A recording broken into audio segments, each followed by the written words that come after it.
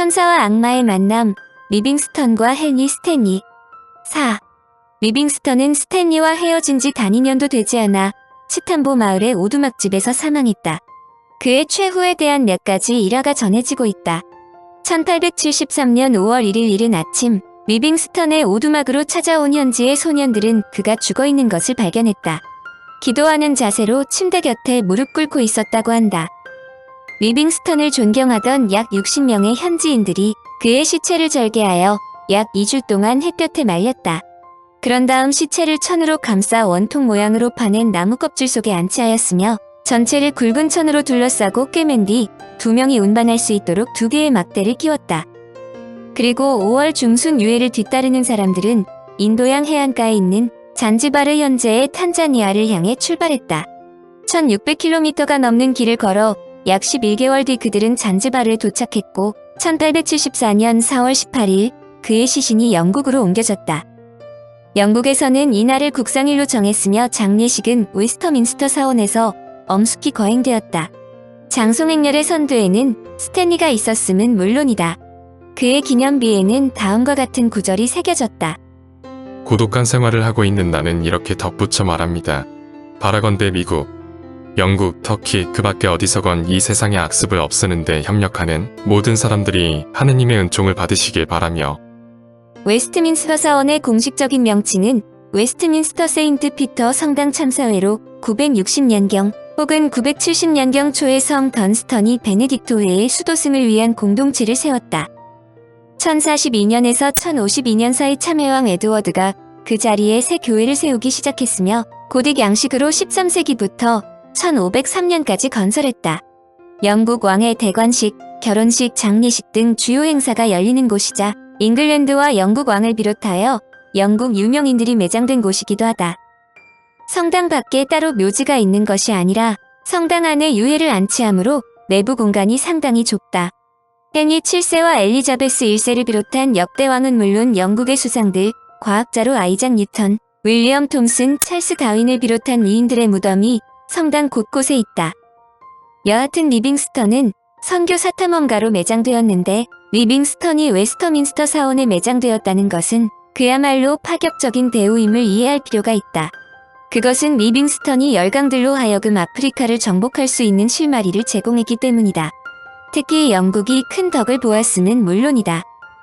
웨스트민스터도 현대화의 물결을 도외시하지 않고 1998년 기존의 서쪽 문 위쪽 외벽에 있던 10명의 성인들의 조각을 다인종 다문화에 맞는 현대적 위인들의 조각으로 교체했다. 독일의 아우슈비츠 수용소에서 다른 수감자를 대신해 죽음을 자청해 순교한 막시밀리아노 마리아 콜베 토착 종교에서 성공회로 개종했다는 이유로 아버지에게 피살된 만체 마세몰라, 우간다의 독재자 이디 아민 치하에서 암살된 자나니 루움대주교, 수녀가 되어 세인의 존경을 받았으나 러시아 혁명 때 볼셰비키에 피살된 엘리자베타 퓨도르브나 대공비, 흑백차별 철폐와 공민권 운동을 펼치다가 암살된 마틴 루터 킹 목사, 엘살바도르 군사정권에 항거하다 암살된 오스카 로메로 대주교, 반나치 운동을 벌이면서 히틀러 암살 미수 사건으로 처형된 디트리히 보네퍼 목사가 있다. 또한 과격 무슬림에게 피살된 에스터 존, 태평양 전쟁 때 일본군에게 피살된 루시안 타페디 그리고 중국인으로 공산주의 치하 중국에서 피살된 왕지민이다. 이들 모두 피살된 사람이며 기존에 있던 조각은 별도로 보관한다. 벨기에의 노다지. 미국으로 돌아온 스탠리는 자신의 계획을 본격적으로 추진하기 시작하였다. 우선 탐험에 필요한 자금을 확보하기 시작했다. 1873년 리빙스턴이 죽었으므로 리빙스턴이 못다한 탐험을 계속하겠다고 선언하자 자금은 곧바로 확보되었다. 그는 곧바로 아프리카로 떠나 1874년에 빅토리아 호수를 탐험했고 1876년 탕가니카 호수를 조사하여 루알라바 강이 나일강의 상류가 아니라 콩고강의 상류임을 알아냈다. 스탠리 일행은 최신 소총과 대포로 조그마한 빌미라도 생기면 닥치는 대로 마주치는 흑인들을 직접 살해하거나 살해 명령을 내렸다. 이와 같은 비인도적인 행위에 대해 함께 탐험에 참가한 사람조차 그를 인간 사냥꾼이라고 비난했다. 스탠리는 탐험대원들의 생명을 보호하려는 정당방위였다고 주장했지만 그에 대한 비난은 그가 사망할 때까지 사라지지 않았다. 그가 얼마나 흑인들을 살해했는지는 한 여행자가 아프리카 원주민으로부터 들은 스탠리의 원정에 대해 다음과 같이 말했다. 낯선 무리의 두목은 옷을 입고 있었는데 하얀 얼굴이 강물에 비쳤다.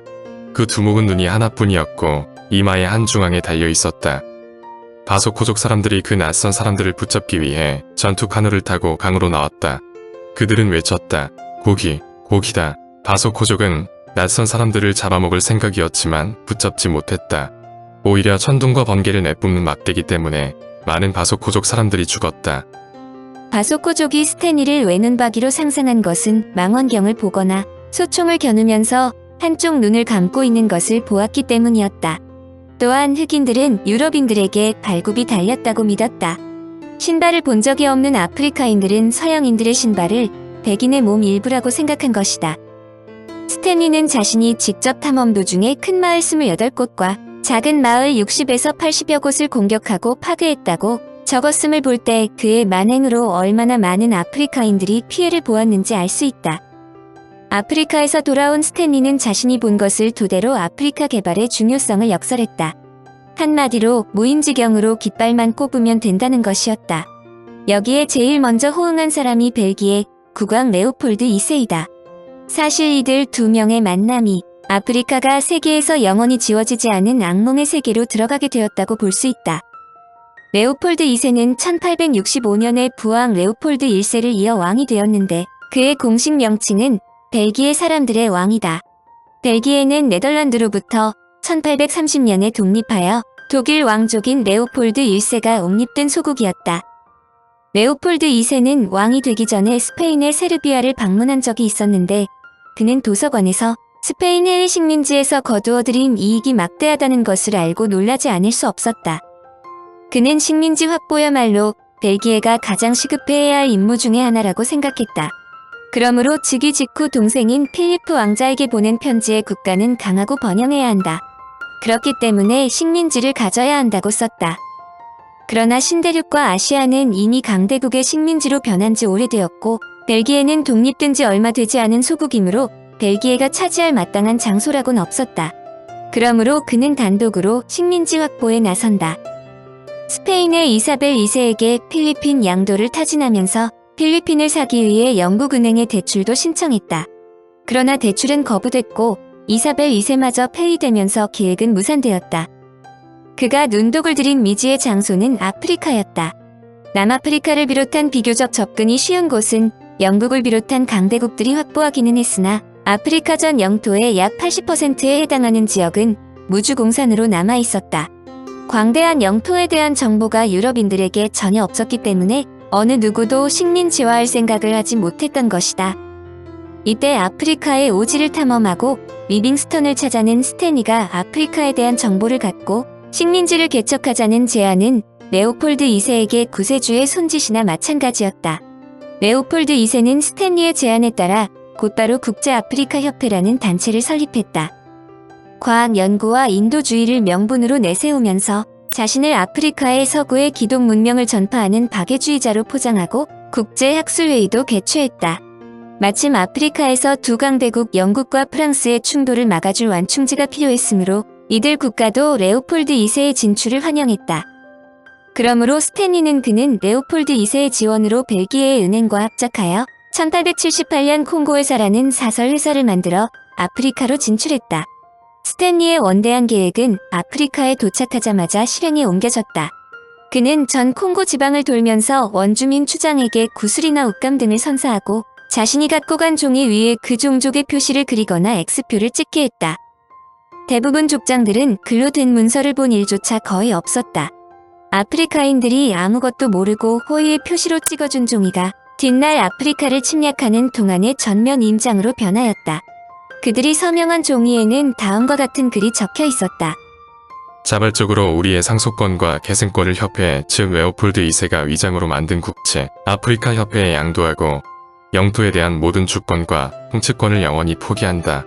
영토의 어느 지역에서든 당 협회가 시행하는 작업, 원정 사업에 언제라도 노동력이나 기타 수단을 지원한다. 이 나라를 관통하는 모든 도로와 수로의 통행료 징수권, 모든 수력, 어업, 광산, 산림개발권은 당협회가 절대적인 소유권을 갖는다. 스탠리에게 찍어준 종이에는 땅뿐 아니라 노동력까지 제공해야 했다.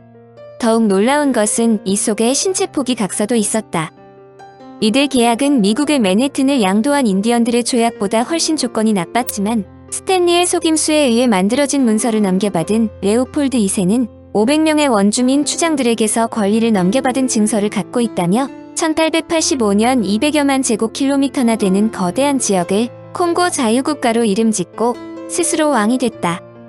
특히 그는 벨기에는 영국과 프랑스에 비해 식민지가 전혀 없으므로 벨기에가 식민지를 소유하게 해달라고 호소하였고 결국 외교전을 통해서 콩고에 대한 영유권 승인을 받는다. 그러나 콩고 지역이 벨기에 국가의 식민지가 아니라 레오폴드 2세의 사유화가 된 것은 벨기에 의회가 식민지 경영에 반대했기 때문이다.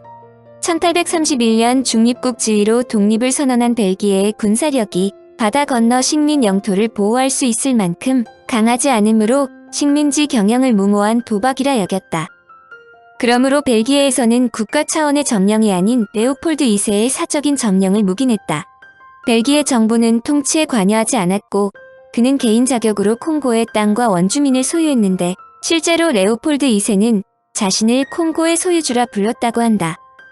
한마디로 한반도의 10배나 되는 거대한 지역은 벨기에가 아닌 레오폴드 2세의 개인 소유지가 되었는데 추후 이것이 비난의 대상이 되자 그는 이 사기 계약을 근대적 합법 계약이라 주장했다.